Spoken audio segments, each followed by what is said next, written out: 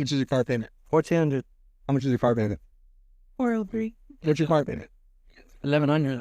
How much is your car payment? 1,400. Okay, let's talk about being car poor. The truth is that the TikTok video you just watched is what normal looks like in this day and age. People are paying thousands every month in car payments. And the same people are also struggling financially, living paycheck to paycheck, and they don't have any investment for the future, for tomorrow. And yes, that's the norm today. But that normal is actually broken. Many don't know that behind every seemingly harmless car payment is a system designed to do only one thing, and that is to keep you in a cycle of debt payments forever. Look at the history of car ownership.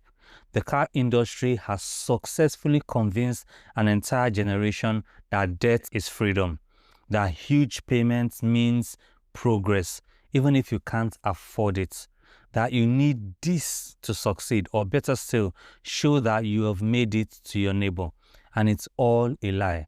Let's look at these statistics. The average new car payment in the US is $745 a month, while in the UK, the average car payment is approximately £290 for used cars and £400 for a new car. And that doesn't include things like insurance, full maintenance, parking, taxes, MOT, all of the above. And if you add all of that up, you could easily be spending over $1,000 or pounds every month on your car. Another fact that will blow your mind is the total finance debts. Car finance debt in the UK as of 2022 is 41 billion, while in the US is a whopping 1.6 trillion. To put the US debt into perspective, every adult in America could be credited $6,000 with that money, and all of that is tied up in car payments. The fact is, cars are a big part of our finances today, and the costs are one of the reasons many people are not saving enough money for the future or for goals that they want to meet. And just like most things in personal finance, we don't talk about this too.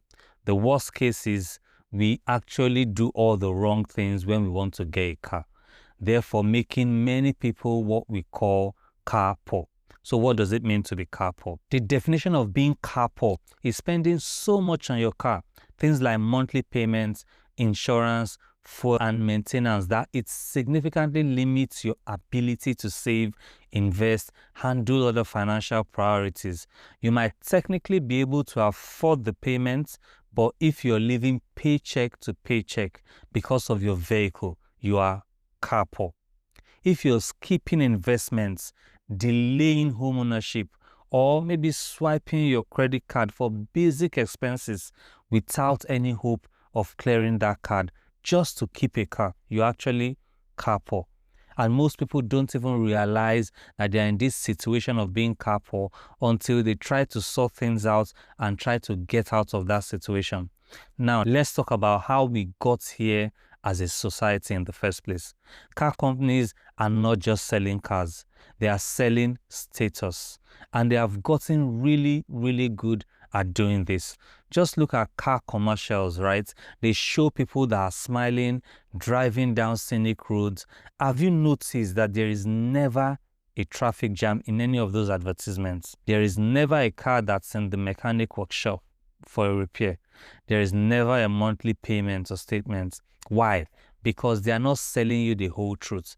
They are essentially selling you a feeling. And when we buy into that feeling, or when we start comparing ourselves with everyone else and feel like we need that car to look successful or even feel worthy, we would sign whatever paper that they put in front of us. 72-month financing, 0 down, 18% APR or worse, and we would sign it, and then you're stuck.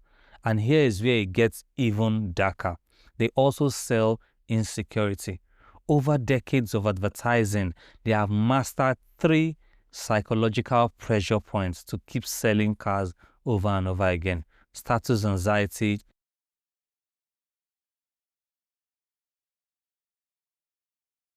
safety fears, success mirage. These are the foundation. But it's not just car companies or dealers that are the problem. Have you also noticed that most cities are built so that you have to own a car? That means no car, no job. No car, no groceries. No car, no safety. You're not just fighting marketing. You're fighting urban design, public policy, and broken infrastructure. And lastly, the biggest reason we are here today in this situation is because of us, you and me. Yes. While it's easy to blame big companies and corporations, and yes, they actually have their role, they've played a very big role. We are the ones that ultimately made a choice, because whether we realize it or not, we sent a signal. We told manufacturers we want bigger, flashier, more expensive cars. We are buying them in droves. In fact, SUV and trucks make up over 75% of new vehicle sales. And the more we buy them, the more car companies invest in building them. And over time, that creates a self-fulfilling prophecy. It's a cycle that we help to create. And once you understand that the game was rigged from the start, that the marketing, the infrastructure, even your own desires were shaped by a system that is designed to sell you more than just a car, you will stop asking, why did this happen to us? And start asking, why did this happen to me? I want to know what y'all's car payments are every month, because I refuse to believe that I am the only person with a high car payment, and I refuse to believe that my husband is the only man with a high truck payment. I don't know if y'all see it, but I literally see vehicles posted for sale now for like $100,000 to almost $200,000. And there is absolutely no way that people are purchasing these vehicles without paying a high car payment. Why are so many people, maybe even you, stuck in this exact situation? It's very simple. They never did the maths. We don't ask, how much car can I truly afford? Instead, we ask, can I swing the monthly payment? Does it have heated seats? Will I look successful if I drive this car? And just like that, we've walked straight into the trap. You know, for an expensive purchase, and for many, it will be the second most expensive purchase after their house, we actually don't negotiate. We make it feel like we just went into the shop to buy candies. We don't look hard enough for deals. We don't compare deals. We don't ask hard questions. And ultimately, we don't have any strategy at all when we want to buy a car. Yes, I agree. Most of us, we actually do need a car. But there is a smarter way to get one. One that works for you and not the dealership, not the bank, and definitely not the manufacturer. And it starts with one simple shift, knowing exactly how much car you can afford. Not just the sticker price, but the total cost, which includes monthly payment, the interest if you're financing, the opportunity cost, maintenance, MOT, fuel, insurance, every single thing that has to do with car payments. Here's the trap most people fall into. They focus only on that monthly payment, but that's exactly what the dealer wants. Dealers want to stretch your loan, if you're focused on that, from 36 to 72 or even 96 months, just to make it fit your monthly budget or make it look smaller. Instead, flip the script. Start with your budget, start with your numbers, know your numbers. If you're financing, understand that car payments becomes an essential cost for you. You would owe it every single month, whether you're employed or you're not. You don't want to be this guy, right?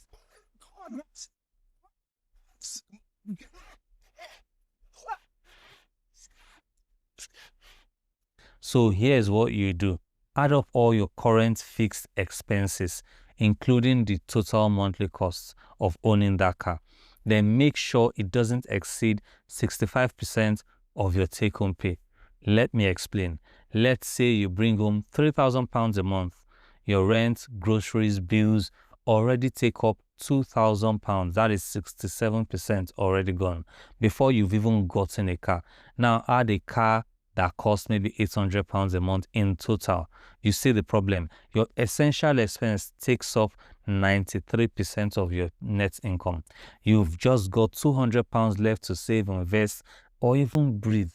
That doesn't sound right to me.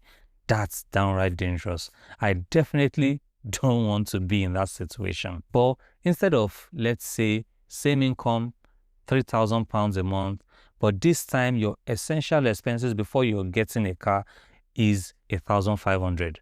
By the way, your essential expenses are your housing expense, rent or mortgage, taxes, utilities, food, and I mean groceries, not takeouts or Friday nights at Nando's, right? And minimum debt payments. Those are your essential expenses. These are your bare bones, the minimum that you need to survive, to keep the lights on. So at 1,005, your essentials are 50% of your income. That gives you 15% of breathing room before you hit the 65% threshold. So what does that mean for your car? It means your total car-related expenses, the payments, insurance, fuel, tax, maintenance, the whole lot, shouldn't go over £450 a month. That's the maximum if you want to stay financially flexible. Anything more than that, and you are pushing into risky territory. One emergency could wreck your entire life, right? The final factor most people overlook when buying a car, whether it's new or used, is how long you plan to keep it. This is actually where buying new can make lots of sense, because if you buy a new car and drive it for a long time, let's say 10 years, you stretch out the value and absorb depreciation over many years without worrying about fixing what's broken, especially at that early part, right? And if the car comes with a long warranty like some cars do, that's even better. And this is even if you finance the car. It will still be a smart decision if you keep the car long enough, because you will be driving the car for years after it has been paid off. Many people don't know that the first few years, a car loses value the fastest. In fact, you might even owe more than the car is worth in those early years. That is why it's important for you to keep the car for as long as required. The longer you keep the car after it's paid off, the better for your overall return. And that's how you turn a potential money drain into a smart long-term decision. So let's bring this home. If you've ever felt like your car is silently wrecking your finances, most likely it is. You're not imagining it. You have seen how marketing, culture, even city planning push you towards debt, right? With when it comes to cars. You've seen the numbers. You've seen how it starts with one affordable monthly payment and then it ends at a financial trap. But here's the good news. You can opt out. You don't have to play the game the same way everyone else does. You don't have to flex a car that's costing you your freedom. Run the numbers. Buy smarter. Keep it longer and stay in control, because the goal was never just to own a car. The real goal is to own your life. See you in the next one.